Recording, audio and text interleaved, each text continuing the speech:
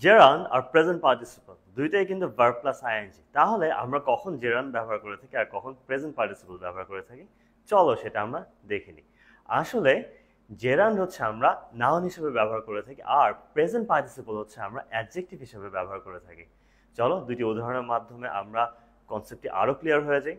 ধরো আমি বললাম smoking is injurious to health. এখানে স্মোকিংটা কিন্তু জেরান্ডে কাজ করতেছে। কিভাবে?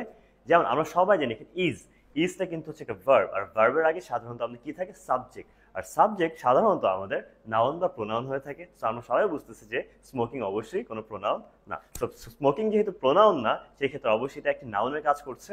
আর সো যেহেতু নাউনের কাজ করছে, এটা আমাদের কি? জেরান্ড। আর আমি আরেকটা উদাহরণ দিতে পারি যে I saw the sleeping child. এখানে যে স্লিপিং চাইল্ড, চাইল্ডটা কিন্তু একটা নাউন, তাই না? সো নাউনের আগে আমরা জানি অ্যাডজেক্টিভ বসে নাউনকে মডিফাই করে থাকি। এখানে যে স্লিপিং, ঘুমন্ত, এই স্লিপিং ওয়ার্ডটা কিন্তু চাইল্ড যে নাউনটাকে মডিফাই করছে। সো এখানে স্লিপিংটা হচ্ছে অ্যাডজেক্টিভ, দ্যাট মিনস এটা আসলে একটি প্রেজেন্ট পার্টিসিপল কাজ করছে। এখন তোমরা আমাকে বলো, আমি যদি বলি যে আই লাভ সুইমিং, এখানে সুইমিং যে ওয়ার্ডটা, এই ওয়ার্ডটি কি আসলে জেরান্ড নাকি প্রেজেন্ট পার্টিসিপল, সেটা কিন্তু আমাকে অবশ্যই তোমরা কমেন্টসে জানিয়ে দিবে।